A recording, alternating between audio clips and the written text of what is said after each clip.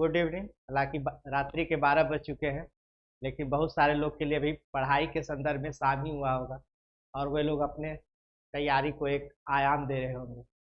मैं आप लोग को आज मेडिएवल हिस्ट्री करा दिया। पता नहीं आप लोग कितने लोग देखे और कितने लोग अपने दोस्तों के भी शेयर किए, मुझे मालूम नहीं। मैं उतना देखता नहीं, मुझे मुझे भी कहीं जाना होता है अपना काम करने के लिए। मैं आज आप लोग से रूबरू बिहार के आधुनिक इतिहास को लेकर हूँगा, जिसमें आप लोग को आधुनिक इतिहास के बारे में बताया जाएगा कि जो स्वतंत्रता संग्राम में बिहार की क्या भूमिका रही। ठीक है, ताकि वहाँ से जो क्वेश्चन लगभग मॉडर्न इंडिया से मॉडर्न बिहार से आप लोग को लगभग 7 से 8 क्वेश्चन यहाँ से रहेंगे। तो आप कोशिश कीजिएगा कि 7 से 8 क्वेश्चन आपके गिरफ्त में हो, जब आप पढ़ रहे हो तो आपके गिरफ्त में हो।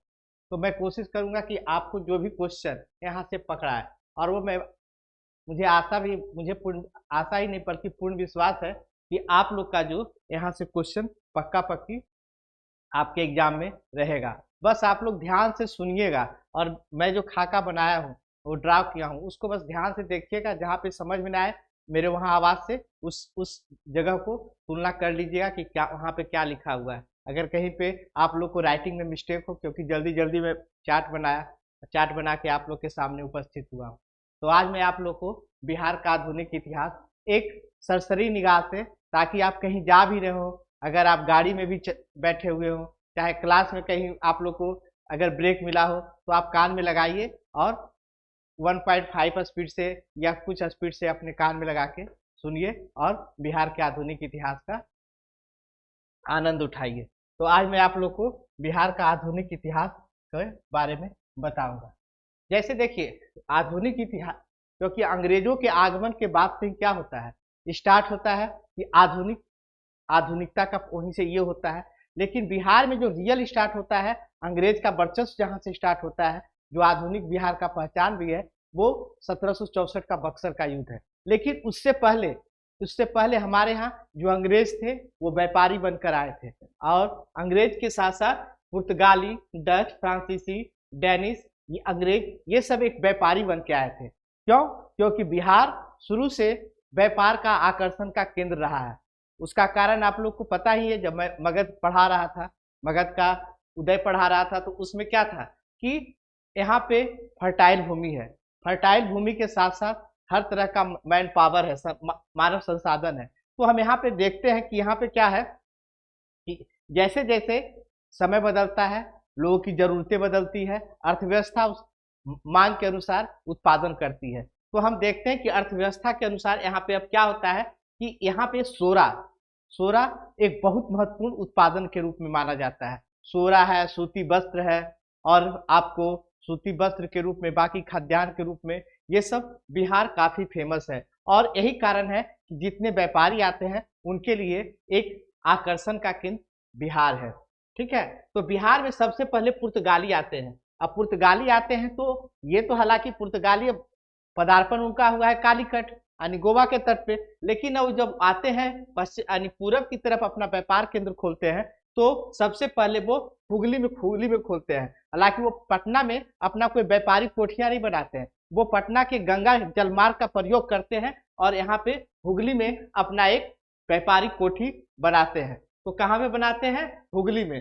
क्यों बनाए हैं वो आपको पता है कि सोरा यहाँ पे सबसे इंपॉर्टेंट है, सूती वस्त्र इंपॉर्टेंट है, ये सब यहाँ पे है। उसके बाद डच आते हैं। डच कहा जाता है कि, हालांकि इससे पूछा भी क्वेश्चन है कि डच कब आए, 1632, 1638। जो सरमान किताब है उसमें 1638 दिया हुआ है, लेकिन आप लोग बीपीएससी में इसे 1632 माना गया है। तो बीपीएससी इसको 1632 मानता है, चाहे 1638। इसमें आप कोई कंफ्यूजन न ले। अगर ऐसे तो आना भी नहीं चाहिए, अगर आती भी है तो आप 1632 ही मारिएगा, अगर 1638 रहे तब। और ये कहाँ पे अपना व्यापारिक कोठी खोलते हैं? पटना कॉलेज। आज के डेट में गंगा के किनारे आप जाइएगा पटना कॉलेज तो देखिएगा कि एकदम गंगा जी के किनारे ही है। तो वहाँ पे पटना कॉलेज में वो अपना व्यापारिक कोठी खोलते हैं। उसके बाद आते तो अंग्रेज है, लेकिन फ्रांसीसी ईस्ट इंडिया कंपनी की स्थापना 1664 ईस्वी में ही हो जाती है, फ्रैंकिस मार्टिन में। और ये पटना में ही अपना क्या खोलते हैं? फैक्ट्री खोलते हैं। पटना में ही फैक्ट्री खोलते हैं। ये भी पटना कॉलेज के आसपास ही फैक्ट्री खोलते हैं। उसके बाद अंग्रेज आते हैं। अंग्रेज जो है गुलजार बाग में एक प्रिंटिंग प्रेस था, उसमें अपना क्या करते हैं, व्यापारिक कोठी खोलते हैं 1651 ईस्वी के आसपास। और यहाँ का जो फैक्ट्री प्रधान होता है वो जॉब चौर्नाक होता है। जॉब चौर्नाक जो आगे चल के जॉन मार्शल जो हड़प्पा का सबसे पहले खोज करते हैं, जॉन मार्शल इन्हीं के समय में आते हैं सबसे पहले। उसके बाद सबसे लास्ट में डेनिस आते हैं जो पटना में 1774 से 75 ईस्वी में अपना यहाँ पे व्यापारिक कोठी खोलते हैं। तो इस तरह से आपने देखा कि जो यूरोपीय कंपनी आ रही है वो इस तरीके से अपना क्या करते हैं, यहाँ पे अपना अपना व्यापारिक कोठियां खोलते हैं। शुरुआत में तो ये व्यापारी के रूप में आते हैं, लेकिन इनकी महत्वाकांक्षा और साम्राज्यवादी सोच धीरे धीरे यहाँ पे क्या करता है, आधिपत्य स्थापित करने के लिए, प्लस भारत की वैभवता, भारत की भौगोलिक अवस्थिति, बहुत सारे कार्य फैक्टर हैं जो अंग्रेज को यहाँ पे एक साम्राज्यवादी सोच की ओर प्रेरित करती है और यहाँ पे एक साम्राज्य खड़ा करने के लिए एक उसे प्रेरणा देती है। अब हम देखते हैं कि अंग्रेजों का प्रभुत्व क्या रहा। ठीक है, अब क्योंकि अगर पूछा जाता है कि भाई अंग्रेज यहाँ पे आए तो कैसे आए, तो अपना वर्चस्व स्थापित किए तो वर्चस्व स्थापित के दौरान इन्होंने क्या किया, 2 युद्ध यहाँ पे लड़ा बक्सर में। क्योंकि मैं बिहार के संदर्भ में बात कर रहा हूँ, अब बिहार उस समय बंगाल प्रांत के अंतर्गत था, तो मैं कोशिश करूंगा कि बिहार के संदर्भ में आपको बताते हुए जाऊंगा और एक खाका खींचते हुए चला जाऊंगा। तो मैं आपको बताता हूं कि जब वो पहली बार आते हैं तो प्लासी का युद्ध होता है और उस समय शासक सिराजुद्दौला थे और कारण था फोर्ट विलियम का। ये लोग किलेबंदी करते हैं, कौन, अंग्रेज लोग। सिराजुद्दौला कहता है हम किलेबंदी तो तुमको करने नहीं देंगे। जब वो किलेबंदी से मना करता है तो वो क्या करता है कि बस उससे एक लड़ाई लड़ता है जिससे प्लासी का युद्ध कहते हैं। उसके बाद वहां पे जो उसका सहायक था वो मीर जाफर को बनाता है। उसके सहायक है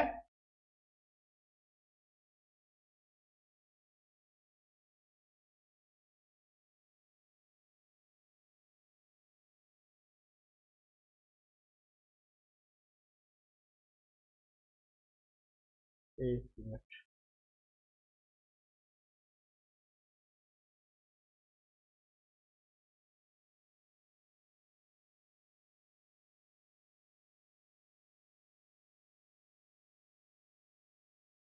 तो यहाँ पे सॉरी थोड़ा देर के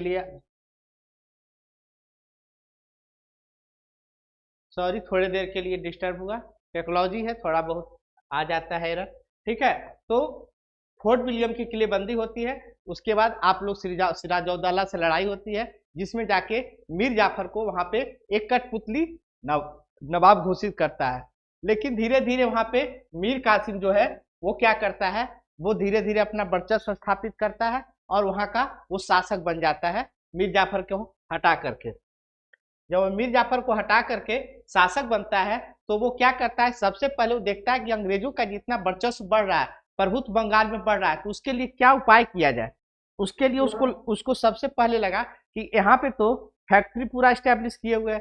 जब वो फैक्ट्री एस्टेब्लिश किए हुए है तो अब इसका सबसे अच्छा उपाय है कि मुझे सबसे पहले अपनी ताकत को बढ़ाने के लिए इसके नजर से दूर होना होगा। अब इसके नजर से दूर होने के लिए वो क्या करता है, मुर्शिदाबाद से राजधानी कहाँ ले जाता है, मुंगेर की तरफ ले जाता है और वहां पे मुंगेर की तरफ अपना राजधानी एस्टेब्लिश करता है।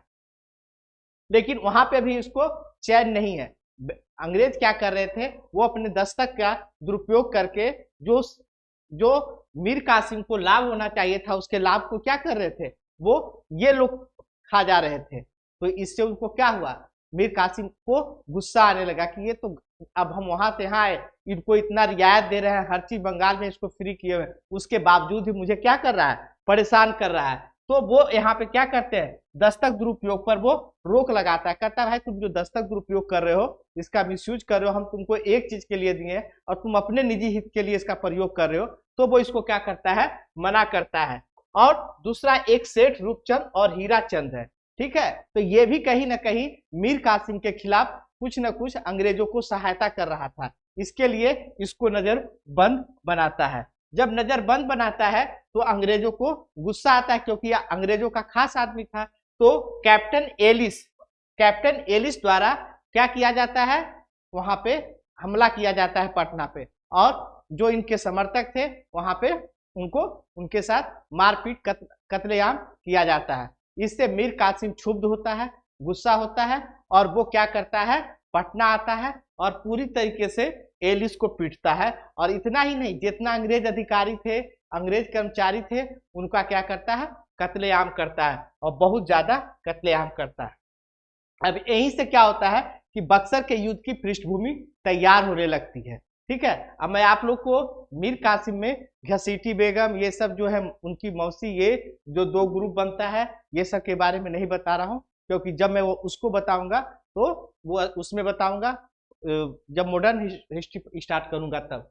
अब बक्सर के युद्ध होता है, इसकी पृष्ठभूमि क्या होता है कि इसके पहले जब यहाँ एलिस को मारता पीटता है, तो उसके पहले यहाँ पे क्या होता है कि राजमहल में उदनबाला युद्ध होता है। उदनबाला राजमहल क्षेत्र में उदनबाला एक जगह है, वहां पे युद्ध होता है, और इस युद्ध में मीर कासिम पराजित हो जाता है। मीर कासिम पराजित होता है, पराजित होकर कहाँ भागता है, इलाहाबाद की तरफ भागता है, जहाँ पे सुजाउद्दौला, शाह आलम और मीर कासिम ये सब वहां पे अपना एकत्रित थे। उनसे जाके ये क्या कहता है मीर कासिम कि भाई मुझे सहायता करो। और 1764 में क्या होता है, एक भयंकर युद्ध होता है, जिसमें हेक्टर मुनरो क्या रहता है, इसका नेतृत्व करता रहता है, और इनको बुरी तरीके से पराजित करता है। तीनों उस समय की सबसे, लखनऊ का सबसे महान शक्ति जो उस समय सबसे अच्छी था, सुजाउद्दौला, दिल्ली का शाह आलम और बक्सर का ये तीन सबसे बड़े क्षेत्र का शासक यहाँ पे था, और तीनों को संयुक्त रूप से पराजित करता है। और इस तरीके से 12 अगस्त 1765 में इलाहाबाद की संधि होती है, किसके, रॉबर्ट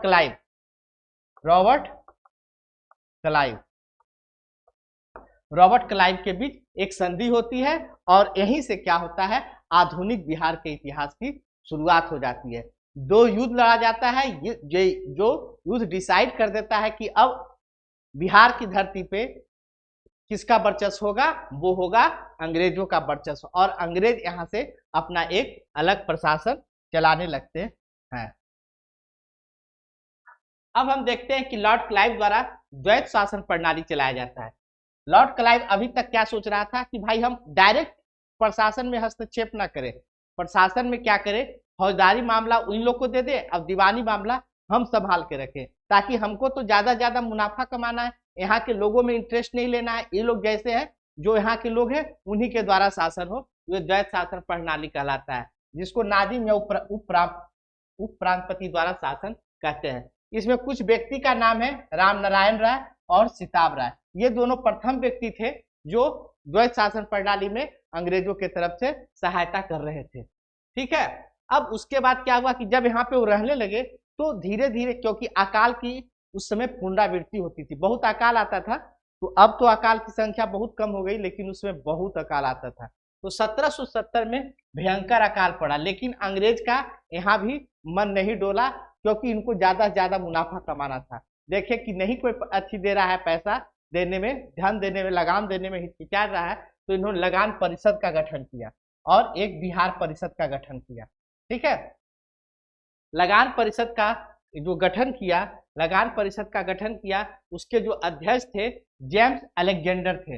ये सब याद करते जाइएगा, लगान परिषद का अध्यक्ष जेम्स अलेक्जेंडर थे। ठीक है, उसके बाद क्या हुआ कि 1774 का रेगुलरिंग एक्ट आता है, और जो इनके निरीक्षक होते हैं उनके पद की समाप्ति कर बिहार में प्रांतीय सभा का गठन किया जाता है।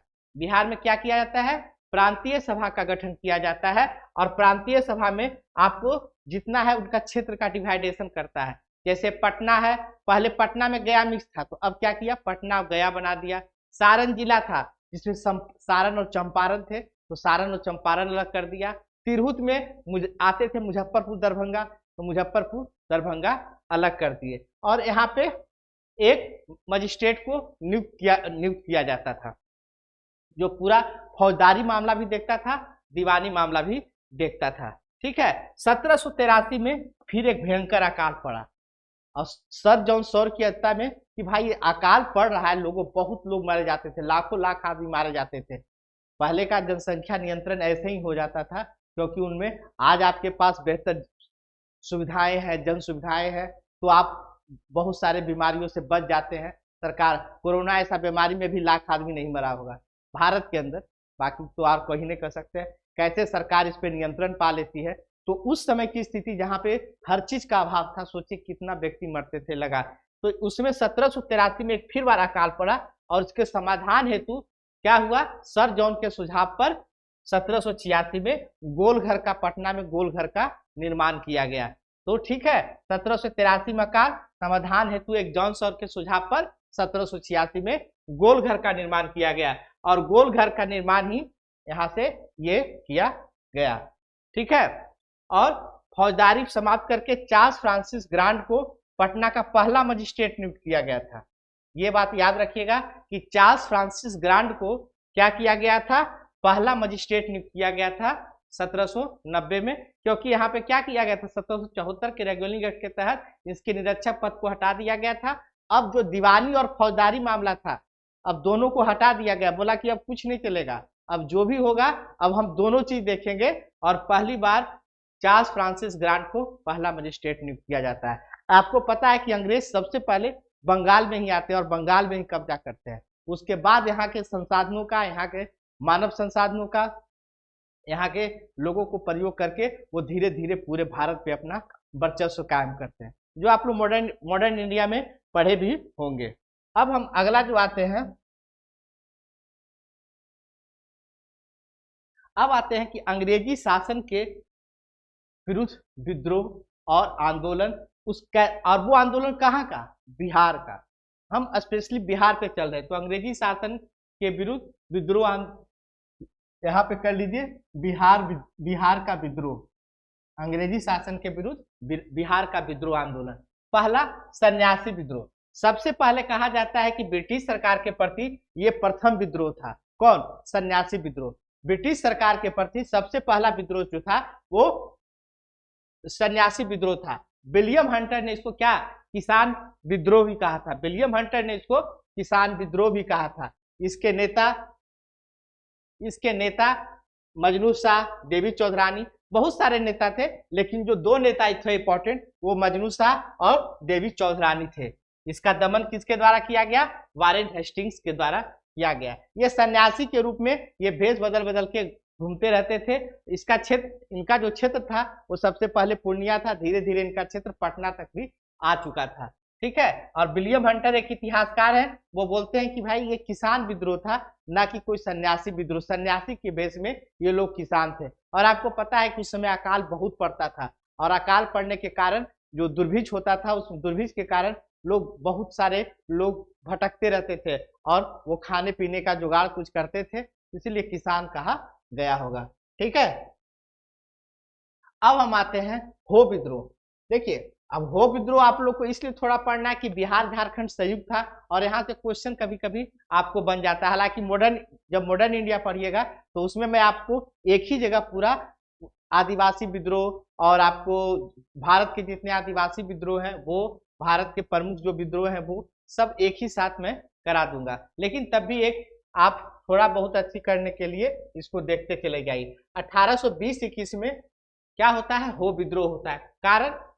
कारण है भूमि असंतोष। अंग्रेज आते हैं, उनके कल्चर में, उनके संसाधन पे कब्जा करने के चक्कर में उनको कोई फर्क नहीं पड़ता है कि वो कैसे जिंदगी जी रहे हैं, क्या, उनके हर चीज में हस्तक्षेप करने लगते हैं। और विशेषकर भूमि, जो भूमि हमारे यहाँ वसुंधरा और देवी के रूप में पूजा जाता है, माता के रूप में, और उनको यहाँ पे क्या कर रहा है, उनको जमीन को हड़प रहा है, तो फलता उनमें क्या होता है, असंतोष उत्पन्न होता है। असंतोष उत्पन्न होने में वो लोग विद्रोह करते हैं। इनके नेता कौन थे, बुद्धो भगत, बिंदराव और सिंह राय करके इनके दो नेता थे। ठीक है, मैंने सन्यासी विद्रोह पढ़ाया, हो विद्रोह पढ़ाया। ठीक है, आप लोग बस देखते जाइए और रिकॉल करते जाइए, आपको इससे बाहर नहीं मिलेगा। मैं आपको जो क्रक्स दे रहा हूँ बस, और अपने दोस्तों के बीच शेयर करिए, अगर आपको अच्छा लगता है तो शेयर करिए कि यहाँ से क्या होता है। अब हम आते हैं संथाल विद्रोह। संताल विद्रोह 1855-56 ईस्वी में होता है और इसके नेता सिद्धो कानू और चांद भैरव है। संथाल विद्रोह आजकल का जो भागलपुर का क्षेत्र जो देख रहे हैं, टीएनबी कॉलेज के आसपास का जो क्षेत्र देख रहे हैं आप, वहां से जो चले जाइए राजमहल पहाड़ी के तरफ, तो वो पूरा एरिया संथाल के नाम से जाना जाता है। यहीं पे संथाल विद्रोह हुआ था और सिद्धो कानू के नेतृत्व में हुआ था। ठीक है, और सिद्धो कानू के नेतृत्व में हुआ था। ठीक है, अगला आता है बिरसा मुंडा आंदोलन। बिरसा मुंडा आंदोलन जो है ये 2 चरण में, इसको मान के चलिए कि 2 चरण में है। ये बहुत लंबा समय से झारखंड के अंदर चलता आ रहा है, लेकिन जब बिरसा मुंडा आते हैं तो इसको एक दिशा मिलती है और आंदोलन को एक धार मिलती है। यही कारण है कि बिरसा मुंडा जनजातीय जो है आज जनजातीय दिवस के रूप में हमारे प्रधानमंत्री ने इसको इस बार मनाने का कोशिश ही नहीं, इन्होंने 15 जनवरी है डेट का, तो उसी में इनको मनाने के लिए इस बार मनाया भी गया है। ठीक है, तो 1858 से 1895 तक ये आरंभ में सरदारी लड़ाई के रूप में फेमस था। और लेकिन धीरे धीरे जब बिरसा मुंडा आते हैं तो इस आंदोलन को एक दिशा मिलता है और वो इसको पूरी तरीके से प्रसिद्ध करते हैं और बहुत ज्यादा ये कहते हैं कि हमको भगवान ने भेजे हैं, भगवान के अवतार है ये, और इसको उलगुलान भी कहते हैं। क्या कहते हैं? उलगुलान। जो विद्रोह होता है, जो क्रांति होती है, उसको झारखंड में उलगुलान भी कहा जाता है। तो बिरसा मुंडा क्योंकि अंग्रेजों के खिलाफ एक आमूलचूल परिवर्तन के लिए लड़ रहे थे, यही कारण है कि वो इसको उलगुलान भी कहते हैं। और वो 3 मार्च 1900 को गिरफ्तार होते हैं और यहीं पे 1901 में जेल में हैजा से उनकी मृत्यु हो जाती है। जेल में हैजा से क्या होती है? मृत्यु हो जाती है। क्वेश्चन पूछा हुआ है, जेपीएससी ने पूछा था कि उनमें कब मृत्यु हुई थी ये, तो मैं आपको यहाँ पे हाईलाइटेड कर देता हूँ कि ये क्वेश्चन पूछा हुआ है, आप इसको ध्यान दीजिएगा। अब आते हैं ताना भगत आंदोलन। अब आप देखिए कि मैं जितना आंदोलन है बिहार की धरती पे जो उस समय हुआ है, मैं शुरू से लेके आधुनिक काल तक सब क्लियर करते जा रहा हूँ। अब आता है ताना भगत आंदोलन 1914। ताना भगत आंदोलन कब है? 1914। इसके नेता थे जतरा भगत। जतरा भगत इसके क्या है? नेता है। ठीक है, ये 1914 में हो रहा है और उस समय आप देखिएगा राजनीति में गांधी जी का प्रवेश हो रहा है। गांधी जी का अपना एक ऑरा, गांधी जी का अपना एक प्रभाव जनता के ऊपर। तो जतरा भगत भी उनके आदर्शों से बहुत प्रभावित है और आदर्शों से प्रभावित होने के कारण, वो गांधी जी के सिद्धांतों को प्रभावित होने के कारण, वो अपने आंदोलन को एक सुधार आंदोलन के रूप में क्या करते हैं? खड़ा करते हैं। जैसे शराब न पीना, मांस मदिरा न खाना, जो स्वदेशी पर बल देना, ये सब जो उनका काम था, वो जतरा भगत अपने अनुयायियों को यही सब बता रहे थे। ठीक है, और 1919 में तो ये अपने चरमोत्कर्ष पे पहुंच गया था ताना भगत आंदोलन। ठीक है, तो ये ताना भगत आंदोलन हुआ। अब आते हैं बहावी आंदोलन। बहावी आंदोलन जो है, इसके प्रवर्तक अब्दुल वहाब अरब के थे। इसके प्रवर्तक और अब्दुल वहाब थे। ठीक है, प्रवर्तक भारत में इसके सैयद अहमद बरेलवी इसके क्या है? प्रमुख हैं। और ये वो हर जगह फैला रहे हैं। ये पश्चिमी यूपी के हैं, लेकिन इसका जो केंद्र है वो पटना प्रमुख है। ठीक है, बाकी क्वेश्चन जब भी आपको पूछेगा तो यही क्वेश्चन पूछेगा कि केंद्र पटना है और यहाँ पे इनके नेता कौन है। अब बाकी आपको इसका प्रभाव पंजाब में भी है, बंगाल में भी है, तो साफाहोर के रूप में, और पंजाब में भी है। पंजाब में इसमें तो क्रूरता के साथ दमन किया जाता है, लेकिन यहाँ पे पटना में इसका नेता है विलायत अली, इनायत अली, मोहम्मद और फरहत हुसैन। ठीक है, मोहम्मद और फरहत हुसैन, ये 4 व्यक्ति हैं। अगर नेता पूछे तो कौन कौन है? विलायत अली, इनायत अली, मोहम्मद और फरहत हुसैन। और इसके अनुयायी क्या कहलाते हैं? अहले हदीस कहलाते हैं। इसके अनुयायी क्या कहलाते हैं? अहले हदीस कहलाते हैं। ठीक है, अब यहां तक आप लोग को क्लियर हुआ। मैंने आप लोग को कितना 5 आंदोलन बताया। एक सन्यासी विद्रोह, दूसरा हो विद्रोह, तीसरा संथाल विद्रोह, बिरसा मुंडा, ताना भगत और बहावी आंदोलन। ठीक है, अब हम नेक्स्ट चलते हैं 1857 की क्रांति और बिहार। 1857 क्योंकि पूरे देश में फैला था, तो इससे बिहार भी अछूता नहीं रहा। बिहार तो और क्रांति की भूमि रही है। यहाँ पे एक से एक क्रांतिकारी व्यक्ति पैदा लिए हैं, चाहे वो किसान हो, चाहे वो मजदूर हो, चाहे वो छात्र हो। यहाँ के लोगों में क्रांति की चेतना बहुत होती है। वो व्यवस्था को बहुत जल्दी बदलना जानते हैं, क्योंकि उनको लगता है कि अगर व्यवस्था से मुझे कष्ट हो रही है तो वो परिवर्तन के लिए तुरंत तैयार होते हैं। आप लोग भी देखिए, अपने अपने व्यक्तित्व के परिवर्तन के लिए, अपने अपने परिस्थिति के परिवर्तन के लिए बीपीएससी का इस पर फॉर्म भर रहे हैं, अपने बदलाव के लिए भर रहे हैं। तो इसमें क्या है, आप लोग में भी एक क्रांति की चेतना है। क्रांति का मतलब ये सिर्फ नहीं होता है कि हमको सरकार को उखाड़ देना। क्रांति का मतलब होता है कि अपने अंदर के भी जो व्यक्तित्व है उसको बदलना, ठीक है, और उसको बदल के अपना एक परिमार्जन करके अपने आप को क्या करना, स्थापित करना, ठीक है। तो हम 1857 की क्रांति के बारे में चलते हैं। 1857 की क्रांति, उस समय बिहार और झारखंड क्या था, एक था। और बिहार और झारखंड एक होने के कारण इसका जो स्टार्ट होता है वो 3 जुलाई को 12 जून 1857 को देवघर के रोहिणी गांव से स्टार्ट होता है। वहीं पे सबसे पहले स्टार्ट होता है। और 3 जुलाई को पटना सिटी में ये पीर अली के द्वारा तैयार। पीर अली एक पुस्तक विक्रेता थे। सोचिए, एक पुस्तक विक्रेता, और वो किस तरीके से 1857 की क्रांति को एक पटना में एक दिशा दे देता है कि अंग्रेज को वहां आना पड़ता है दमन करने के लिए। कमिश्नर टेलर द्वारा दमन किया था और बहुत दर्दनाक अंत किया जाता है। इनको फांसी दे देता है, इतना कष्ट करता है इनको, ठीक है। तो कमिश्नर टेलर के द्वारा इनको ये। और दूसरा जो था जगदीशपुर था। 2 प्रमुख केंद्र था, जिसमें एक जगदीशपुर था। जगदीशपुर से बाबू वीर कुंवर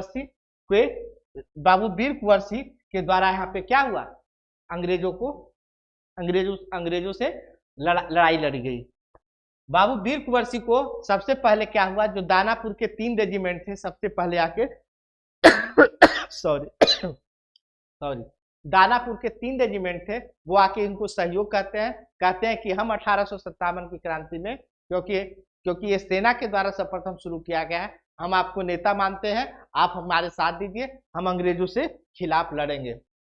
इनको भी कहे कि बाबू वीर कुंवर सिंह उस समय 80-85 साल के थे, बेचारे वृद्धजन थे, लेकिन उनमें आज भी उत्साह, उमंग, जोश उसी नौजवान की तरह था। और वो कहते हैं कि नहीं ठीक है, हम तुम्हारे साथ हैं, और वो लड़ने के लिए तैयार हो जाते हैं। आप सोचिए कि आज हमारे यहाँ का वृद्ध 50-60 साल में कहता है कि अब हम प्रोडक्शन का कुछ काम ही नहीं करेंगे, बैठ के क्या करते हैं, घूमते हैं, ये सब अपना काम करते हैं। लेकिन उस समय के वृद्ध में आज भी वो युवा की तरह ही उनमें जोश है, चेतना है, और वो देश के लिए, अपनी मातृभूमि के लिए कुछ करने के लिए तैयार है। इसी तरीके से आप देखते हैं कि बाबू वीर कुंवर सिंह तैयार है, और वो आरा में उनका गोली फैक्ट्री का कारखाना रहता है। तो सबसे पहले वहां पे क्या करता है, अंग्रेजों द्वारा अधिकार कर लिया जाता है।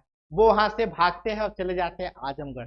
आजमगढ़ में उनका एक दोस्त है तात्या नाना साहब के साथ मिलके वो अंग्रेजों को आजमगढ़ में बुरी तरीके हराते हैं। लेकिन जब वहां लौटते हैं तो वो छेका जाते, तब वो क्या होते हैं, घिर जाते हैं और कैप्टन ली ग्रांट से लड़ते हैं। हालांकि कैप्टन ली ग्रांट को वो लोहे के चने चबाते हैं और बुरी तरीके से हराते भी हैं।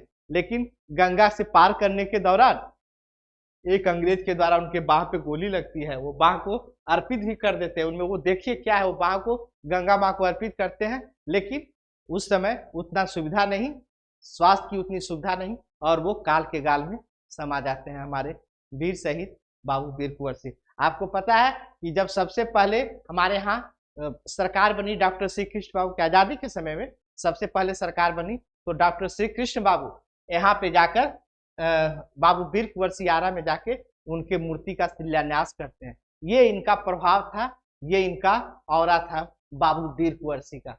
हम लोग को आज भी इनसे सीख लेना चाहिए, इनसे प्रेरणा लेनी चाहिए। ये कितने महान थे हम लोग के लिए, ठीक है।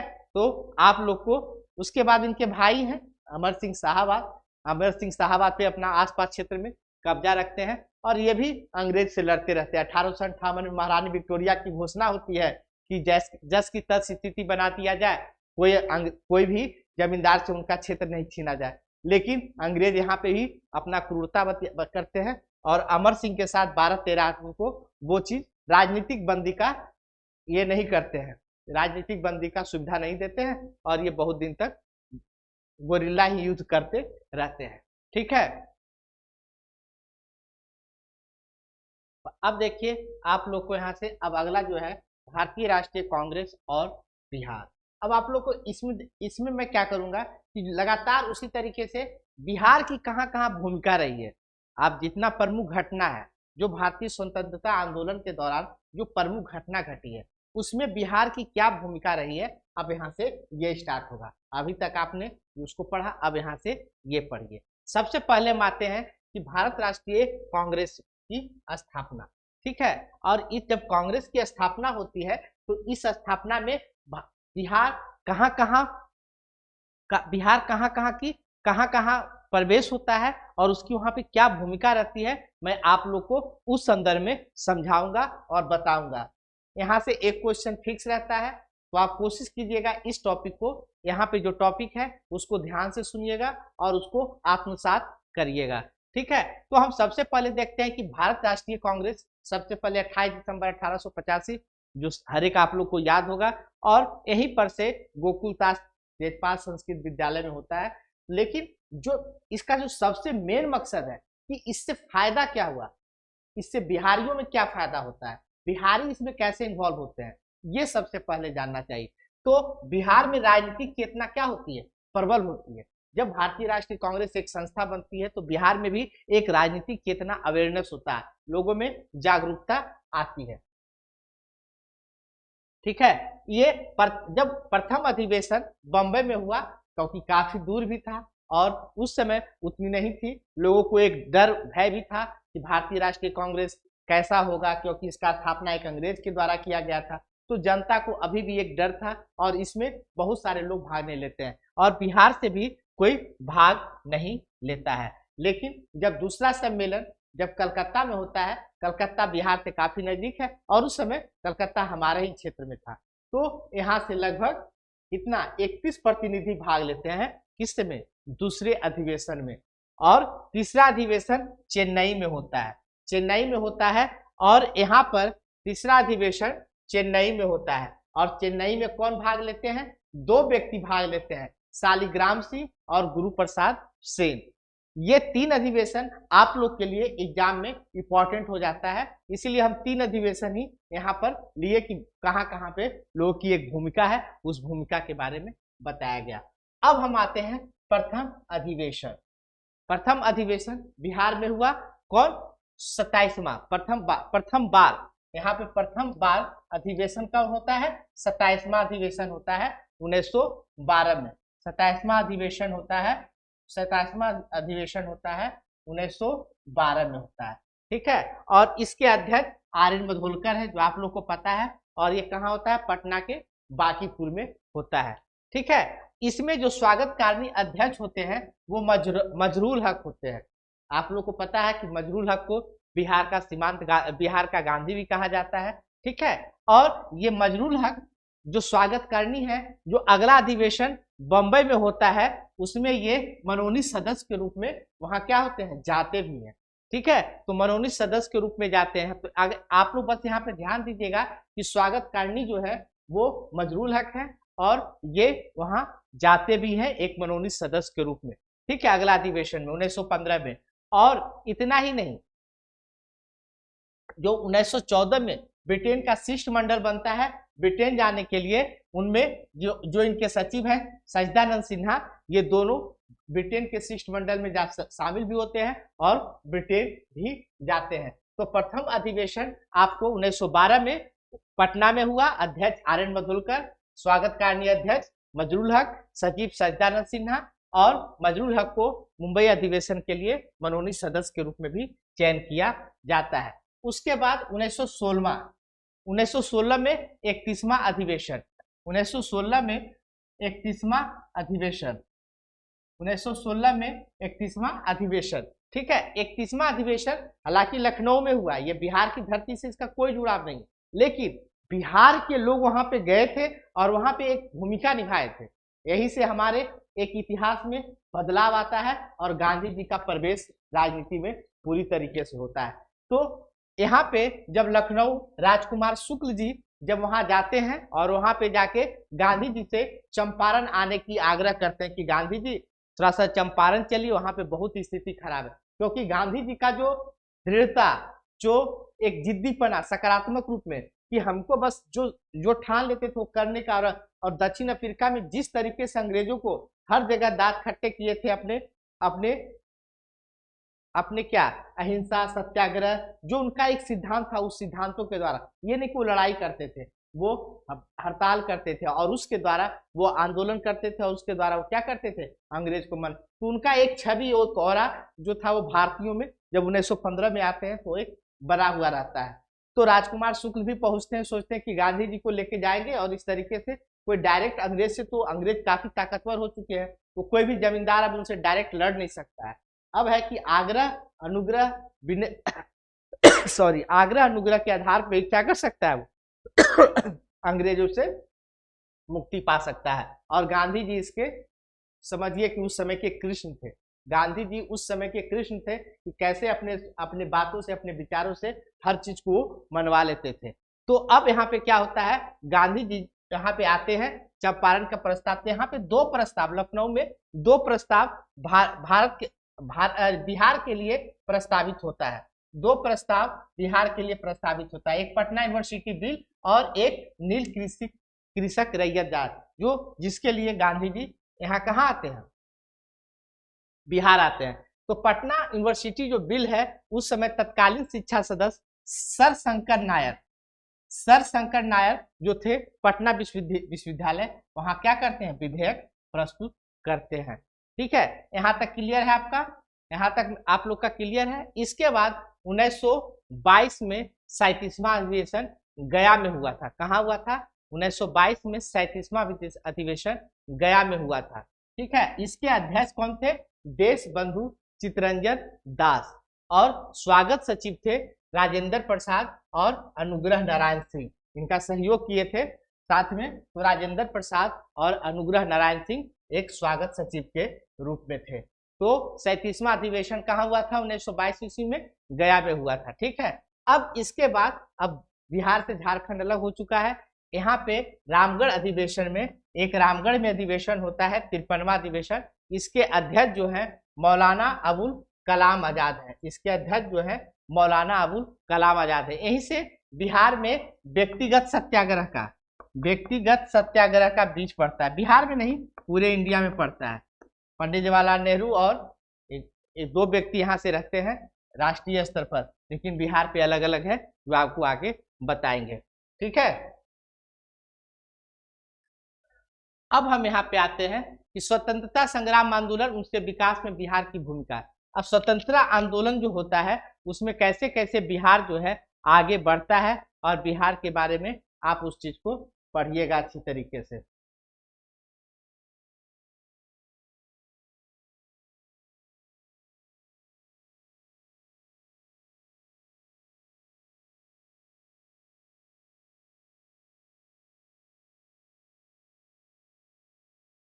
ठीक है, हम पहला देखते हैं, क्योंकि बंगाल का विभाजन, बंग आंदोलन वहां से स्टार्ट होता है, और स्टार्ट होता है उसके बाद बिहार, उसके बाद आंदोलन में उग्र क्रांतिकारी लाल बाल पाल जैसे उग्र क्रांतिकारी का क्या होता है, पदार्पण होता है राष्ट्रीय आंदोलन की चेतना में।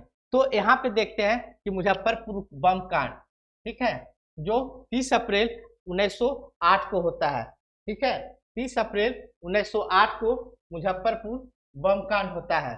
ठीक है, जिसमें खुद्दीराम बोस और प्रफुल्ल चौकी मुजफ्फरपुर में जो किंग्स फोर्ट थी उसके हमला पे वो तैयारी करते हैं। हालांकि वो असफल होते हैं और वहां से भाग जाते हैं, लेकिन आगे चल के खुद्दीराम बोस पकड़ाते हैं और प्रभु चौकी तो अपने साथ हत्या कर लेते हैं और उनको सजा मिलता है। और जो सजा देता है मुजफ्फरपुर का, वो कर्नाटक द्वारा दिया जाता है। किसके द्वारा दिया जाता है, कर्नाटक द्वारा दिया जाता है। तो ये बहुत इंपॉर्टेंट है कि खुद्दीराम बोस को किसने सजा दिया था, तो उस समय के जज थे, कर्नाटक थे, वो सजा देते हैं। इसके अलावा उस समय क्रांतिकारी आतंकवाद को बढ़ावा देने के लिए उसमें जो है आप क्रांतिकारी आंदोलन कर सकते हैं। आतंकवाद क्योंकि अंग्रेजों का दिया हुआ टर्म है, ये लोग अपने हक के लिए लड़ रहे थे और काफी शिक्षित व्यक्ति थे समाज के, ऐसा नहीं ये लोग आपराधिक किस्म के थे।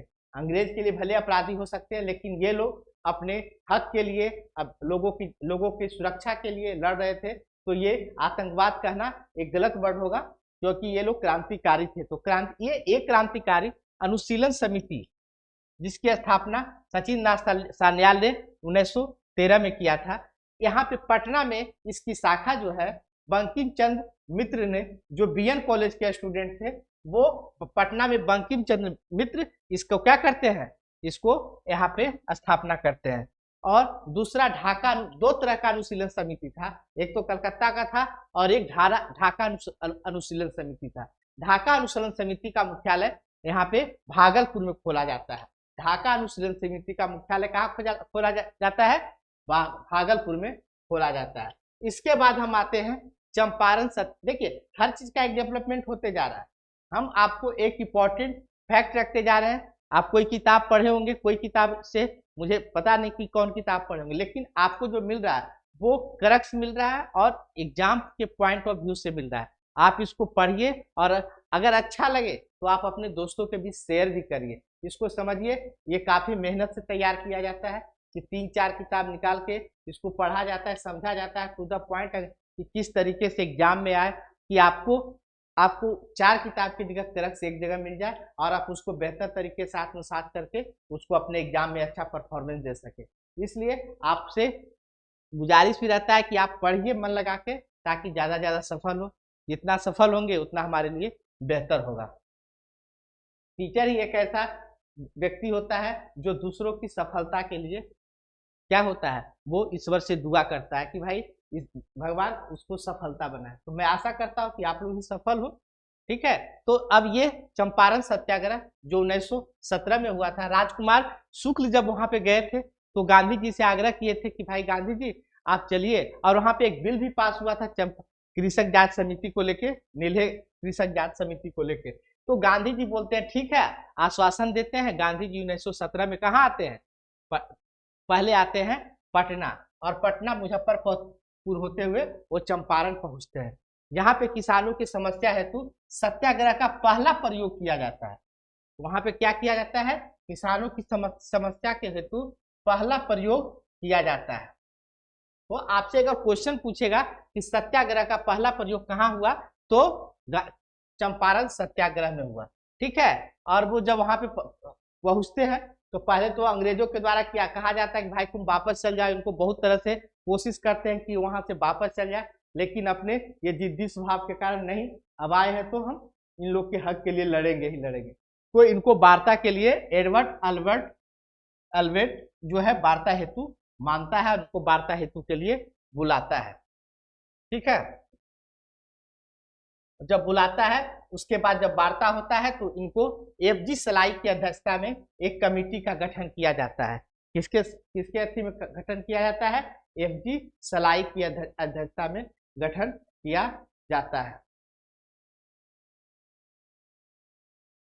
ठीक है, एफजी सलाई किया जाता है, जिसमें गांधी जी, एलजी एडमी, राजा हरिहर प्रसाद, डीजे रोड और जी रेनी ये लोग इसके मेंबर होते हैं। जो कमेटी एफजी सलाई की अध्यक्षता बनता है वो गांधी जी, एलजी एडमी, राजा हरिहर प्रसाद। तो आपको गांधी जी की तो याद ही रहेगा, राजा हरिहर प्रसाद जरूर याद रखिएगा कि राजा हरिहर प्रसाद जो थे ये भी इसके जो कमेटी बना था उसके मेंबर थे।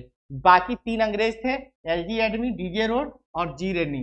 ठीक है, और जब वहां पे गए थे तो गांधी जी के सहयोग के लिए भी 3-4 व्यक्ति गए थे, जिसमें राजेंद्र प्रसाद, महादेव देसाई, नरहरि पारिक, जेबी कृपलानी, ब्रजकिशोर प्रसाद, राजकुमार शुक्ल, ये सब व्यक्ति गांधी जी के सहयोगी के रूप में चंपारण सत्याग्रह में शामिल हुए थे। ठीक है, यहाँ तक आपको क्लियर है। अब हम आते हैं होम रूल आंदोलन। देखिए आपको हम डेवलपमेंट पूरा बताते जा रहे हैं कि किस तरीके से ये सब हो रहा है। होम रूल आंदोलन आप लोगों को पता है कि एनी बेसेंट और तिलक के द्वारा चलाया जा रहा है। तो बिहार में होम रूल लीग का क्या प्रभाव पड़ता है उसको समझिए। बिहार में होम रूल लीग पटना के बांकीपुर में 16 दिसंबर 1916 को ये यहाँ पे होम रूल लीग का आयोजन किया जाता है, जिसके अध्यक्ष मजरूल हक और पूर्णेंदु प्रसाद सिन्हा रहते हैं। ठीक है, तो ये दो व्यक्ति रहते हैं। 18 अप्रैल 1918 को एनी बेसेंट क्या होती है, पटना आती है। एनी बेसेंट पटना आती है क्योंकि एनी बेसेंट का ही होम रूल लीग यहाँ पे ज्यादा प्रभावशाली है। तो उसके बाद ये जो होम रूल आंदोलन होता है वो बिहार में सर्वत्र जगह फैलता है, लेकिन एक जगह नहीं फैलता है। ये बात हाईलाइटेड कीजिए, वो है चंपारण। चंपारण क्या है, वो हाईलाइटेड मतलब उस बात पे ध्यान दीजिए, मैं भी एम्फेसाइज कर रहा हूँ, उस पर जोर दे रहा हूँ कि चंपारण जो है उस क्षेत्र पर वहां पे नहीं फैलता है। उसका कारण क्या है, क्योंकि यहाँ पे ऑलरेडी गांधी जी आ चुके हैं और गांधी जी कहते हैं कि जो होम रूल का आंदोलन है मैं वही कर रहा हूँ, जो उसकी चेतना है, उसकी आत्मा है, उसको ही मैं यहाँ पे अंजाम दे रहा हूँ। तो इसलिए आप ऐसा नहीं कि आप उसमें भाग ही नहीं, अगर आप चंपारण सत्याग्रह में कृषक के साथ खड़े हैं तो आप क्या है, आप होम रूल आंदोलन के ही भागीदारी है। ठीक है, ये क्लियर हो गया। मजरूल हक क्योंकि इसके अध्यक्ष थे, तो मजरूल हक पटना में होम रूल लीग की स्थापना करते हैं, सदाकत आश्रम की स्थापना करते हैं, द मदरलैंड समाचार पत्र निकालते हैं और बिहार का गांधी भी कहा जाता है मजरूल हक। ये बहुत इंपॉर्टेंट फैक्ट है, आप इसको अच्छी तरीके से याद रखिएगा। अब आते हैं रोलट एक्ट और बिहार। ये 17 मार्च 1919 को रोलट एक्ट पास होता है। इसमें काम क्या होता है, राजनीतिक आंदोलन और राज्य के विरुद्ध अन्य कार्य को दमन करने का अधिकार। कि भाई अब कोई तरह का तुम लोग कोई नहीं कि विरोध कर रहे हैं, आंदोलन कर रहे हैं, कुछ अब ऐसा नहीं चलेगा। बिना अपील के, बिना दलील के आपको जेल में क्या किया जाएगा, नजरबंद कर दिया जाएगा, बंद कर दिया जाएगा। गांधी जी कहते हैं भाई ऐसे कैसे चलेगा, डेमोक्रेसी नाम की चीज होती है, ब्रिटेन में तुम इतना छूट दे रहे हो, यहाँ पे तुम इतना दमन करोगे, नहीं करेंगे। फलतः गांधी जी की अप्रैल पे अपील पर वो लोग कहते हैं कि भाई हम 6 अप्रैल को ये लोग विरोध धरना प्रदर्शन करते हैं। यहाँ पे हसन इमाम के अच्छी में नेतृत्व में ये क्या करते हैं, आंदोलन करते हैं, जुलूस निकालते हैं और 6 अप्रैल को 1919 को सत्याग्रह दिवस के रूप में मनाया जाता है। अब हम देखते हैं कि उसके बाद क्या होता है, खिलाफत आंदोलन होता है। खिलाफत आंदोलन में तुर्की जो होता है इस्लामी जगत का नेता। अब हम खिलाफत आंदोलन आ रहे हैं, यहाँ से बढ़ते जा रहे हैं, आप लोग को देखते जाइए कि क्या है। तुर्की स्वतंत्रता आंदोलन, उसके बाद देखते हैं खिलाफत आंदोलन। खिलाफत आंदोलन में तुर्की खलीफा इस्लामी जगत का नेता कहलाता है और भारत में भी अखिल भारतीय खिलाफत सम्मेलन होता है। गांधी जी चाहते थे कि एक ही मंच पे हिंदू मुस्लिम एक साथ था, क्योंकि अभी तक इनमें जो मनमुटाव है, ये एक अच्छा मौका है जहां पे हिंदू मुस्लिम को एक मंच पे लाया जा सकता है। पटना जो मुस्लिमों का एक बहुत बड़ा गढ़ है, यहाँ पे मुस्लिम आबादी एक अच्छा खासा है और यहाँ का प्रतिनिधित्व बहुत ही था। तो ऐसे में जरूरत था कि बिहार के लोग भी उसमें भागीदारी ले, और इसको प्रयास करते हैं हसन इमाम द्वारा होता है। हसन इमाम क्या करते हैं कि पूरा इसका अच्छी करते हैं, प्रचार करते हैं, और वो क्योंकि गांधी जी का ही ये था और हसन इमाम भी चाहते थे कि हमारा जो तुर्क खलीफा है वो हमारे साथ हो, हम उनको सहायता करें, क्योंकि मित्र राष्ट्र के द्वारा जो गलतियां की गई है, खलीफा का मानता हटाया गया, वो गलत है, हम इसको सपोर्ट नहीं करते, हम खलीफा को सपोर्ट करेंगे। गांधी जी कहते हैं कि अच्छी बात है, लेकिन बाद में क्या होता है कि जो तुर्की के लोग हैं वही खलीफा पद समाप्त कर देते हैं। तो आप कहते हैं कि जब तुम ही लोग समाप्त कर दिया तो भाई कोई औचित्य नहीं रह गया। लेकिन उसके जो नेता थे मौलाना शौकत अली, वो पटना आए थे। तो अगर आपसे पूछेगा कि खिलाफत आंदोलन में 2 भाई थे, उनमें एक भाई आया था, कौन, मौलाना शौकत अली पटना आए थे। गांधी जी खिलाफत आंदोलन के ही परिप्रेक्ष्य में, पृष्ठभूमि में ये असहयोग आंदोलन खड़ा करते हैं और असहयोग आंदोलन यहाँ से स्टार्ट होता है। असहयोग आंदोलन बिहार प्रांतीय सम्मेलन का 12वां अधिवेशन होता है, क्योंकि असहयोग आंदोलन जो है, असहयोग आंदोलन क्योंकि पूरे भारत में फैल रहा है, क्योंकि वर्धा समिति में उसको, वर्धा कांग्रेस कार्यकारिणी समिति में उसका अनुमोदन होता है और आगे जाके कलकत्ता अधिवेशन में उसको मान लिया जाता है। लेकिन उससे पूर्व ही और बिहार और गुजरात दो ऐसे प्रांत होते हैं जो वहां वहां अनुमति मिलने से पूर्व वो अपने यहाँ अनुमति दे देते हैं कि हम असहयोग आंदोलन करेंगे। तो गुजरात और बिहार दो राज्य है, गुजरात और बिहार दो राज्य है जहां पे ये क्या है कि पहले ही असहयोग आंदोलन को आह्वान कर दिया जाता है। और ये बिहार में इस सम्मेलन के तहत बिहार में प्रांतीय सम्मेलन का 12वां अधिवेशन जो भागलपुर में होता है, जिसके अध्यक्ष डॉक्टर राजेंद्र प्रसाद है, वो इसका अनुमोदन कर देते हैं। ठीक है। अब इसमें क्या होता है कि प्रांतीय सम्मेलन में जब असहयोग आंदोलन होता है तो कितने लोग परिषद से चुनाव जो है वो बहिष्कार करते हैं। जो उस समय के परिषद का चुनाव होता है उसका बहिष्कार करते हैं। मजरूल हक, राजेंद्र प्रसाद, भरत किशोर, गोरख बाबू, मोहम्मद शामी, ये सब क्या करते हैं, क्वेश्चन पूछेगा यहाँ से। तो ये 5-6 व्यक्ति है, इनको आप याद रखिएगा कि किसने किसने क्या किया था। असहयोग आंदोलन के दौरान जो प्रमुख घटना घटी थी जिसमें मजरूल हक, राजेंद्र प्रसाद, भरत किशोर, गोरख बाबू, मोहम्मद शामी ये लोग परिषद चुनाव का बहिष्कार किए थे। वही एएन सिन्हा, डॉक्टर श्री कृष्ण सिंह, नंदन प्रसाद, राम दयालु और एक दो और व्यक्ति हैं जिन्होंने वकालत छोड़ दिया था। इन्होंने क्या किया था, अपना वकालत छोड़ दिया था असहयोग आंदोलन, क्योंकि ये सब गांधी जी के आह्वान पे किया जा रहा है। ठीक। कॉलेज किसने छोड़ा था, सैयद मोहम्मद शेर। सैयद मोहम्मद शेर ने क्या किया था, कॉलेज छोड़ा था। और अब्दुल बारी, मोहम्मद साकी, ये सब व्यक्ति ने कॉलेज छोड़ा था। पटना कॉलेज सैयद मोहम्मद शेर। अगर आपसे पूछे कि सैयद मोहम्मद शेर किस कॉलेज से जुड़े हुए थे और असहयोग आंदोलन के दौरान कॉलेज कौन छोड़ा था, पटना कॉलेज, तो सैयद मोहम्मद शेर। बाकी अब्दुल बारी और मोहम्मद साकी भी क्या किए थे, कॉलेज छोड़े थे। गांधी जी इसी समय, क्योंकि गांधी जी का एक सबसे बड़ी बात होती है कि ये तो प्रतिकार करते ही करते हैं, ये अंग्रेजों को प्रतिकार करते हैं, लेकिन इनमें एक चीज है कि रचनात्मकता का भी कार्य करते चलते हैं। अगर ये सब ने अवज्ञा कर रहे हैं तो कहते हैं कि नहीं खादी वस्त्र पहनो, तो ये इनका एक ये है, नमक तुम घर में खुद बनाओ। उसी तरीके से इस समय ये देख रहे हैं कि भाई हम शिक्षा का विरोध कर रहे हैं, लड़का लोग स्कूल छोड़ रहा है, कॉलेज छोड़ रहा है, तो हम क्या करें। तो ये कहते हैं कि भाई एक बिहार में विश्वविद्यालय भी बनना चाहिए। ठीक है। और उनमें पैसा इकट्ठा करते हैं, लगभग 7,000 रुपया आता है, जो उनको पैसा मिलता है वो 7,000 रुपया इस विश्वविद्यालय को दे देते हैं। उनके प्रयास के फलस्वरूप क्या होता है, गांधी जी के द्वारा राष्ट्रीय विश्वविद्यालय की स्थापना होती है और एक पटना में विद्यापीठ की भी स्थापना होती है, बिहार विद्यापीठ की। तो 5 जनवरी 1921 की स्थापना होती है और गांधी जी के द्वारा 6 जनवरी 1921 को उद्घाटन किया जाता है। बिहार विद्यापीठ के कुलपति जो हैं वो मजरूल हक होते हैं, प्रति कुलपति ब्रज किशोर होते हैं, प्राचार्य जो होते हैं राजेंद्र प्रसाद होते हैं। इस तरीके से पूरा असहयोग आंदोलन का आप बिहार की सब व्यक्तियों को देखते जा रहे हैं।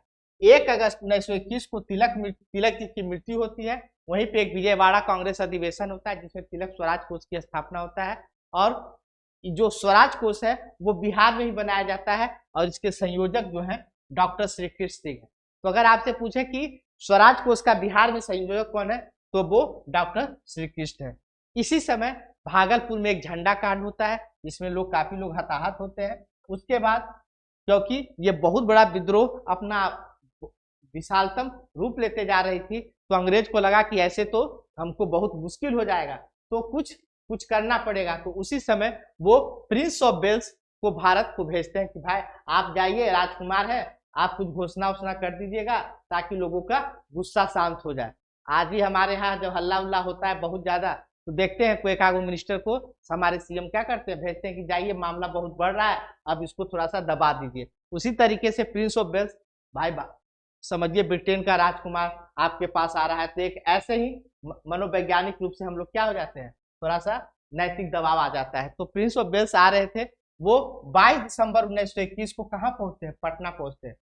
अब वो कहाँ पहुंचे, दिल्ली पहुंचे, कलकत्ता पहुंचे, वो सब मैंने बता के आपको सीधे डायरेक्ट बता रहा हूँ कि बिहार में कहाँ पहुंचे, वो पहुंचे पटना में पहुंचे। और यहाँ पे पटना में पहुंचते हैं तो मजरूल हक अपने पत्र मदरलैंड में नेताओं की गिरफ्तारी को वर्णित करते हैं।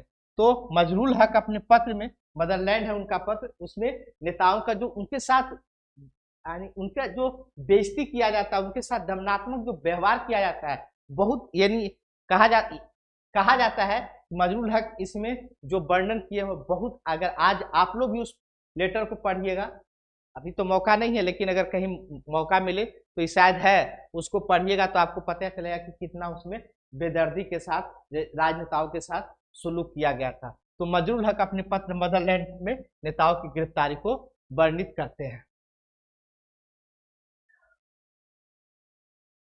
ठीक है, अब हम देखते हैं कि कुछ मोटी मोटी बातें हैं, कुछ हाईलाइटेड है। बिहार के कौमी सेवक दल, ठीक है, इस समय 27 नवंबर 1921 में बिहार प्रांतीय कांग्रेस समिति के द्वारा गठन किया जाता है कि बिहार कौमी शांति के लिए, कि भाई आप एक दूसरा से शांति भाईचारा सौहार्द बना के रखें कि अंग्रेज उसका फायदा नहीं उठाए, पता चले कि फिर एक बार लड़ाई कर दे। महात्मा गांधी ने बहुत मेहनत के साथ इस चीज को जोड़ने का प्रयास किया, तो उसी में कौमी सेवक दल की एक स्थापना होती है बिहार प्रांतीय कांग्रेस समिति द्वारा 27 नवंबर 1921 में, और इसके केंद्रीय नियंत्रण बोर्ड मुजफ्फरपुर में बनाया जाता है। कहाँ बनाया जाता है? मुजफ्फरपुर में बनाया जाता है। और इसके सदस्य होते हैं मौलवी मोहम्मद शकी, दीप नारायण सिंह, मजरूल हक, बाबू नारायण प्रसाद।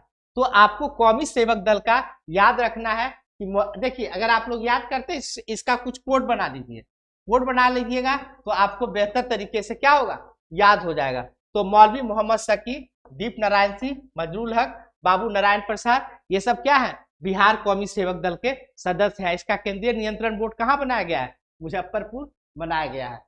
अब आते हैं हम स्वराज पार्टी।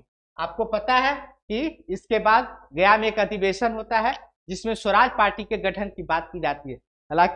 हालांकि जो विधान परिषद में भाग लेने के लेके था, यहाँ पे जो इनके पुरुषोत्तम दास थे, तो वो कहते हैं कि हम भाग लेंगे, लेकिन यहाँ पे वो विधेयक गिर जाता है, तो लेकिन बिहार तो वो स्वराज पार्टी की गठन करते हैं।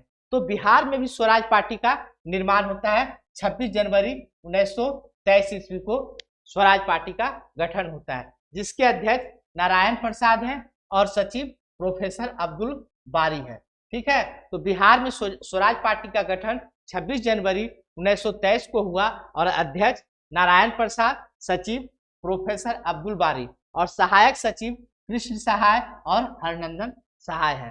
तो आपको याद रखना चाहिए कि अध्यक्ष इसमें कौन है? नारायण प्रसाद है, सचिव कौन है? अब्दुल बारी है, और सहायक सचिव कृष्ण सहाय और हरनंदन सहाय है। यहाँ तक क्लियर है आप लोग का? अब मैं आप लोग को यहाँ से किसान आंदोलन की तरफ ले जाना चाहूंगा। किसान आंदोलन, क्योंकि बिहार जो है वो किसानों की भूमि रही है, काफी फर्टाइल भूमि है, और किसान यहाँ पे आपको बताया था कि यहाँ पे हर वर्ग में एक चेतना है, क्रांतिकारी चेतना है, वो हर समय अपने बेहतरीन के लिए प्रयासरत रहता है। तो किसान, हमारे यहाँ का किसान भी कैसे चूकते, वो भी अपना जौहर दिखाते हैं, अपना प्रतिभा दिखाते हैं और वो चलते हैं, उसके आगे हम बढ़ते हैं। सबसे पहले आपको हम बताते हैं कि बिहार में मुंगेर में किसान सभा का गठन होता है 1922-23 में। ठीक है, बिहार में मुंगेर में किसान सभा का गठन होता है और ये शाह मोहम्मद जुबैर की अध्यक्षता में होता है। ठीक है, सिद्धेश्वर चौधरी और नंद कुमार सिंह इसके सचिव होते हैं और उपाध्यक्ष डॉक्टर श्री कृष्ण बाबू होते हैं। ठीक है, तो मुंगेर किसान सभा का गठन शाह मोहम्मद जुबैर और इसके सचिव सिद्धेश्वर चौधरी, नंद कुमार सिंह, उपाध्यक्ष डॉक्टर श्री कृष्ण सिंह है। अब होता है कि इसमें बिहार प्रांतीय किसान सभा आता है। ठीक है, अब यहाँ से जैसे आप प्रांतीय कांग्रेस समिति के बारे में पढ़े, उसी तरीके से प्रांतीय किसान सभा बनता है नवंबर 1929 में। अध्यक्ष इसके स्वामी सहजानंद सरस्वती रहते हैं। ठीक है, और सचिव डॉक्टर श्री कृष्ण रहते हैं। और इसी समय क्या होता है, दिसंबर 1929 में सरदार वल्लभ भाई पटेल जी की यात्रा होती है। भारत यात्रा के दौरान ये यहाँ भी पटना आते हैं। ठीक है, उसके बाद 1933 में बिहार प्रांतीय किसान सभा की एक कार्यकारिणी का एक जांच समिति होता है, जिसके सदस्य सहजानंद सरस्वती, यदुनंदन शर्मा और यगल किशोर हैं। अगर आप लोग समझ रहे होंगे कि ये एकाएक क्या हुआ, तो मैं आपको बताता हूँ कि जो बिहार में प्रांतीय किसान सभा बना, उसके बाद ये लोग सोचे कि किसान का क्या है, क्योंकि किसानों की स्थिति बहुत दयनीय थी। और वो गया के क्षेत्र में क्या करते हैं, वो किसानों के बारे में देखना चाहते हैं कि किसान यहाँ की क्या स्थिति है।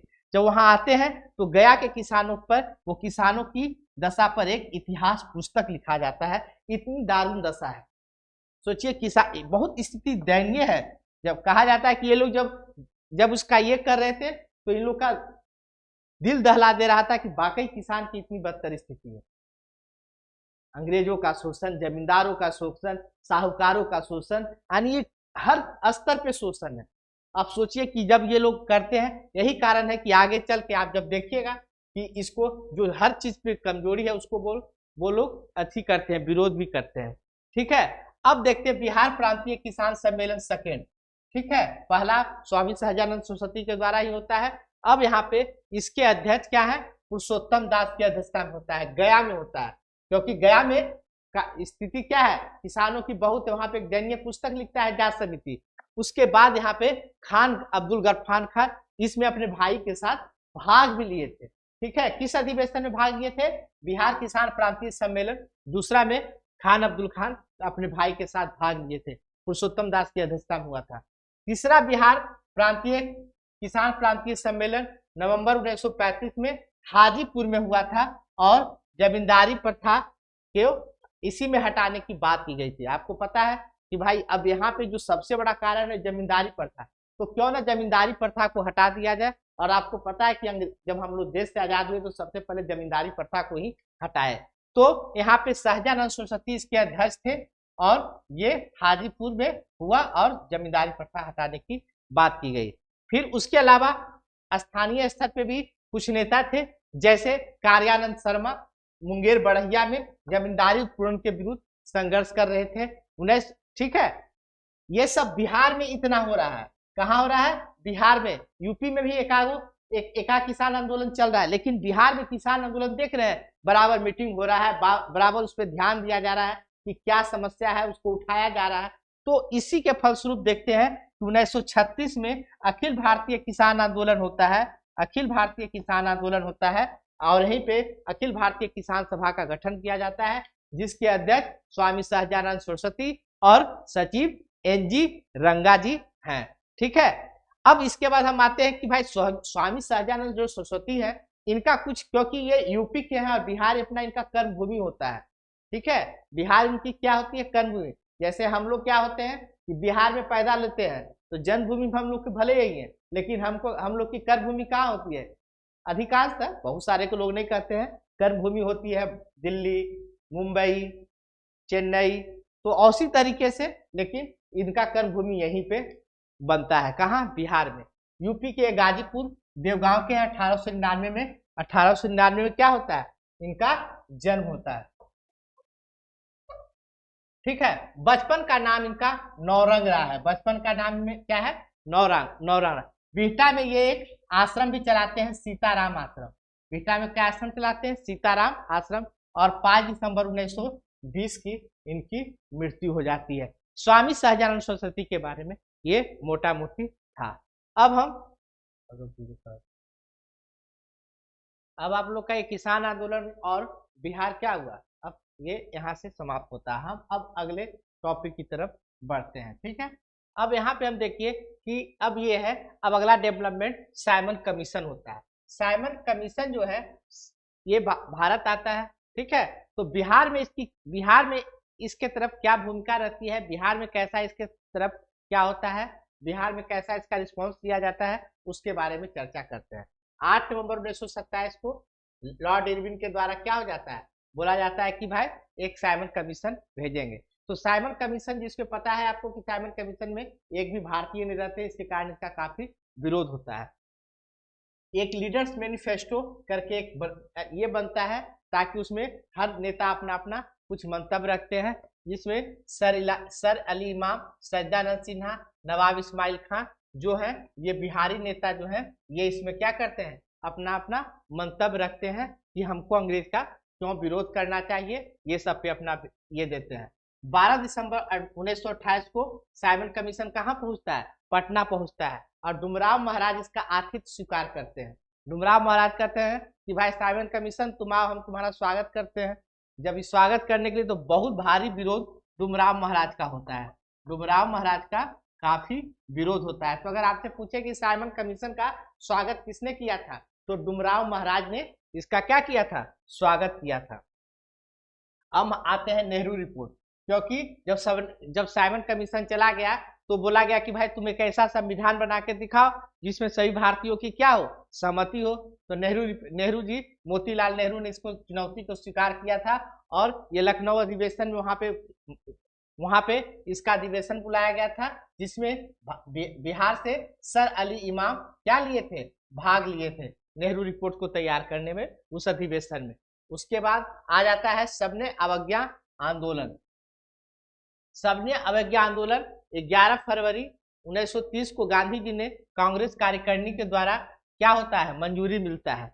11 फरवरी 1930 को गांधी जी को कांग्रेस कार्यकारिणी द्वारा कि भाई जाइए आप सबने अवज्ञा आंदोलन को क्या कीजिए, शुरुआत कीजिए। तो सबसे पहले गांधी जी क्या करते हैं, कहते हैं इरविन तुमको हम 11 सूत्री मांग रखते हैं। इरविन कहता है क्या रखोगे मांग, तो कहते हैं भाई तुम पहले सबसे पहले शराब बंद करो, तो और शराब बंद करो, नमक ये करो, नमक पर टैक्स हटाओ, जो तुम भारतीय पैसा जो ले जाते हो और अपने ऊपर खर्च करते हो उसको कम करो। इस तरीके से 11 सूत्रीय मांग रखते, जो राजनीतिक बंदी है उसको रिहा करो।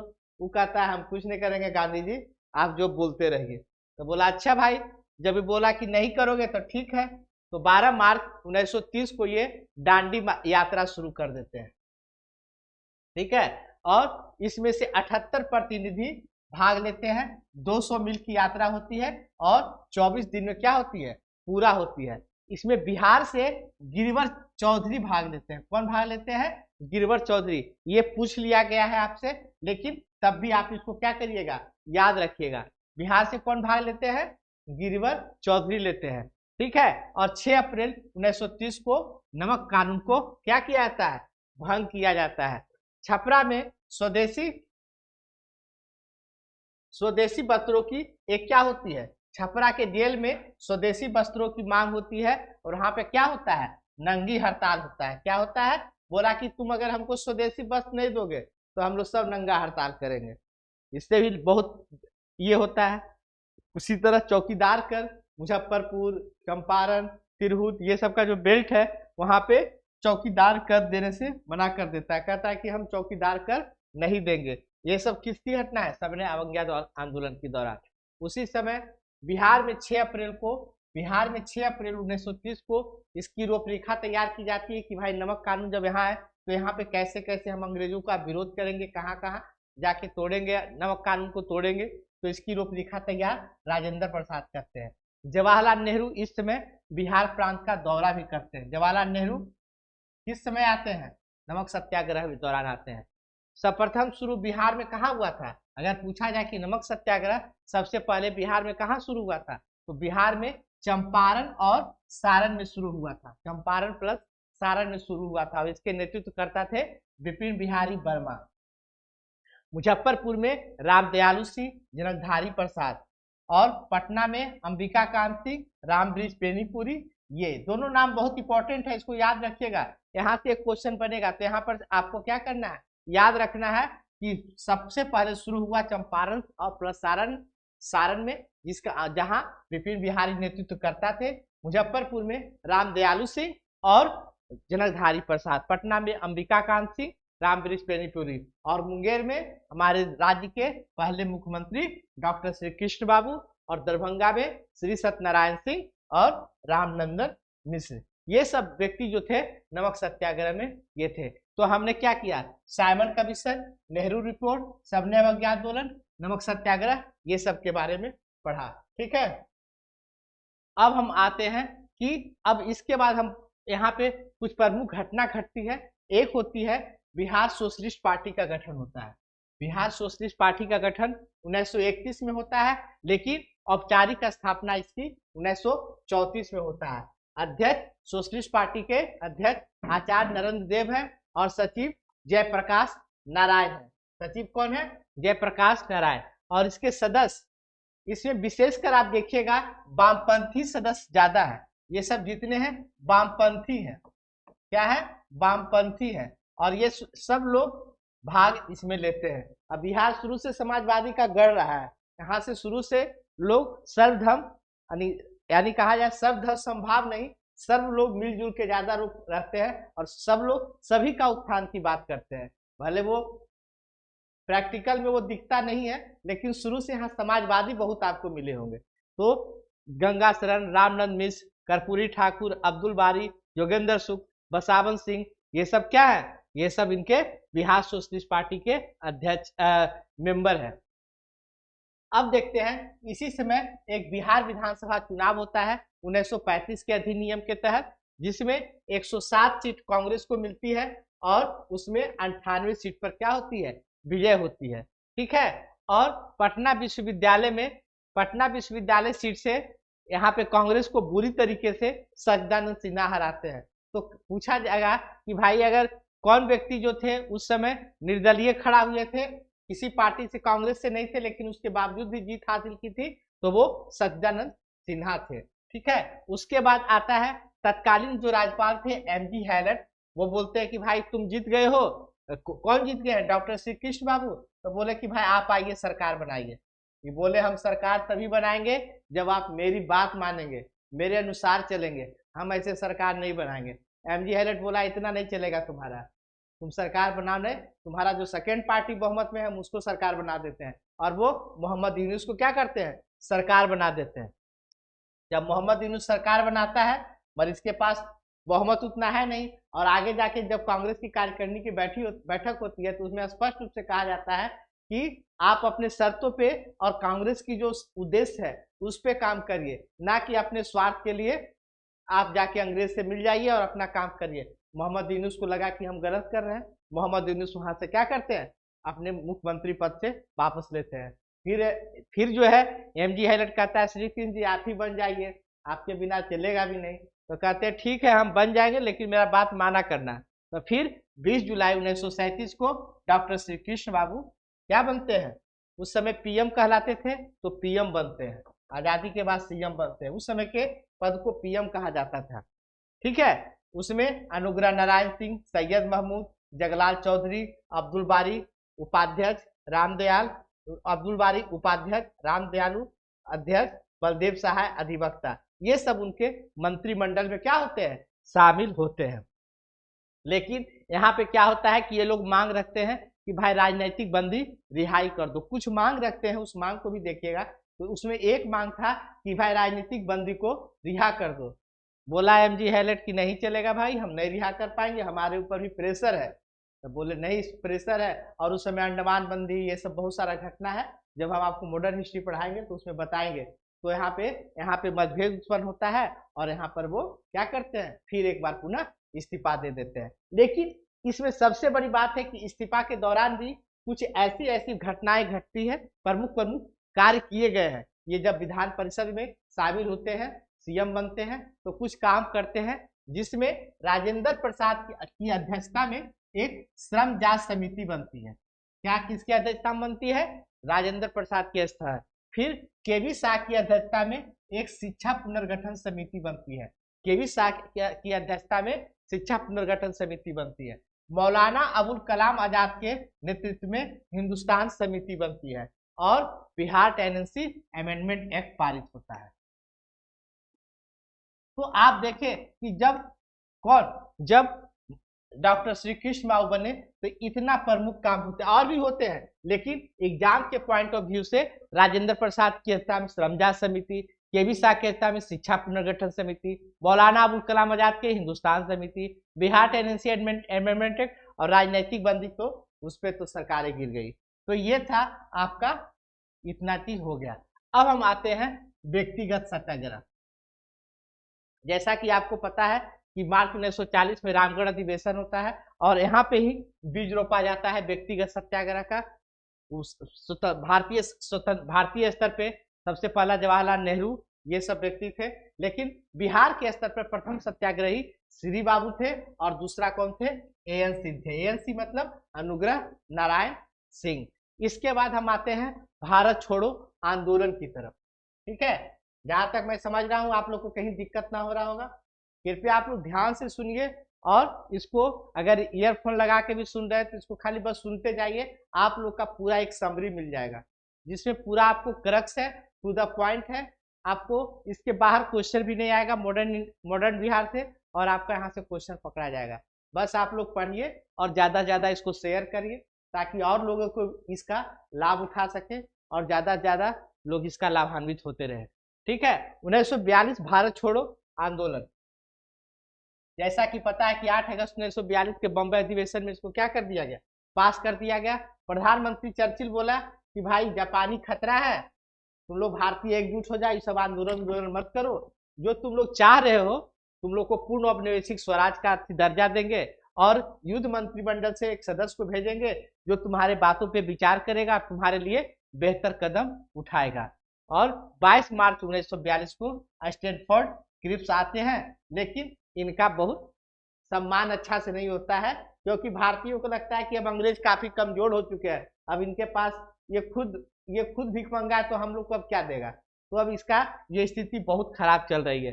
फिर बिहार में क्या होता है, और उसी समय 8 अगस्त 1942 को भारत छोड़ो आंदोलन स्टार्ट हो जाता है, और बिहार में 9 अगस्त 1942 को डॉक्टर राजेंद्र प्रसाद गिरफ्तार कर लिए जाते हैं, क्योंकि डॉक्टर राजेंद्र प्रसाद यहाँ क्या करते हैं, पूरा रूपरेखा तैयार करते हैं। और उस समय डॉक्टर श्री कृष्ण बाबू अपने गांव मोर में रहते हैं, मोर गांव है, वहां पे वो निवास करते रहते हैं, और जैसे ही आते हैं 10 अगस्त को इनकी भी गिरफ्तारी हो जाती है।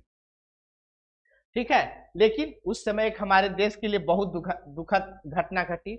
उस घटना का नाम सचिवालय कांड, जिसमें लोगों का था कि बिहार विधानसभा पे जाके, जो उस समय के किशोरावस्था में थे, उसमें एनर्जी काफी होता है, वो लोग चाहते हैं कि हम कुछ ऐसा काम करें कि लाओ हम झंडा फहरा के ही दिखा देते हैं। जैसे आप लोग में होगा कि नहीं रात को चलो हम बाइक से घूमने निकल जाएं, उसी तरीके से उस समय भी थे हमारे कुछ स्वतंत्रता सेनानी, क्योंकि उस समय सबका एम होता था कि हमको अंग्रेज से लोहा लेना है, अपने अंग्रेज हमारे दुश्मन है, इससे हमको देश को आजाद कराना है। तो उस समय पढ़ाई कर रहे थे, और उस समय ये सब इंटर के स्टूडेंट थे, और इंटर का स्टूडेंट आज के डेट में एमए और पीएचडी स्टूडेंट से ज्यादा तेज होते हैं, क्योंकि उस समय का शिक्षा बहुत एक अलग तरह का था। तो सब करीब करीब इंटर के जितने 7 स्टूडेंट हैं, सात स्टूडेंट इंटर के ही होते हैं, जिसमें डब्ल्यू.सी. आर्चर के आदर्श पर जैसे ही सचिवालय चढ़ते हैं वहां पे इन पे गोलियां बरसा दी जाती है, क्योंकि वहां पे काफी भीड़ था। उसमें ये 7 व्यक्ति झंडा लेके अपना फहराते हैं, जिसमें उमाकांत रामानंद, सतीश प्रसाद झा, देवी प्रसाद, ये सब इंटर स्तर पे है। और ये लोग कोई राजा राम मोहन राय सेमिनरी का पढ़ रहा है, कोई पटना कॉलेजिएट का स्टूडेंट है, सब वहीं के पटना के आसपास, आप स्टेशन के पास ही देखिएगा ये सब स्कूल है। ठीक है। और उसमें एक जगपति जी है जो बीएन कॉलेज के हैं और ये ग्रेजुएशन कर रहे हैं, बाकी सब इंटर के स्टूडेंट हैं। तो क्वेश्चन पूछा भी था कि कौन ऐसे व्यक्ति थे जो बीए कर रहे थे या ग्रेजुएशन थे, तो वो जगपति जी थे। ठीक है, ये आप लोग को समझ में आया यहाँ तक। अब इसके बाद हम आते हैं जेल ब्रेक कांड। जेल ब्रेक कांड किसके द्वारा हुआ, क्योंकि ये बिहार के संदर्भ में है। जेल ब्रेक कांड 9 नवंबर 1942 को हुआ। ये किनके द्वारा होता है, हमारे जेपी के द्वारा, जयप्रकाश नारायण के द्वारा, जिनका घर छपरा का कहाँ है, सिताल दियारा में है। ठीक है, तो ये यहाँ पे 9 नवंबर को जेल ब्रेक कांड करते हैं, क्योंकि उस समय दीपावली रहता है, ये लोग निकल देते हैं और निकल के भागते हैं नेपाल, सीधे भागते हैं। सोचिए हजारीबाग से नेपाल कितना लंबा दूरी, और उस समय कैसे गए होंगे, और वहां पे जाके आजाद दस्ता का क्या करते हैं, गठन करते हैं, और इस आजाद दस्ता के द्वारा अपना अपना कार्रवाई करते हैं। इसके बाद एक शिमला सम्मेलन है जो 1945 में होता है, जिसमें लॉर्ड वेवल रहते हैं। तो शिमला सम्मेलन में बिहार से डॉक्टर श्री कृष्ण सिंह ने भाग लिया था। किसने भाग लिया था, डॉक्टर श्री कृष्ण सिंह ने ही भाग लिया था। इसके बाद वहां पे ब्रिटेन में लेबर पार्टी की सरकार बनती है, क्लीमेंट एटली की अध्यक्षता में।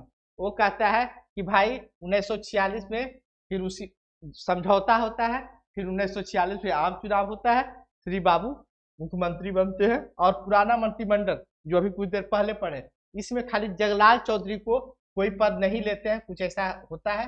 बाकी सब जो आपको अब्दुल बारी और क्या नाम है उनका, एएन सिंह, अनुग्रह नारायण सिंह, सभी लोग शामिल होते हैं, लेकिन जगलाल चौधरी इसमें शामिल नहीं होते हैं।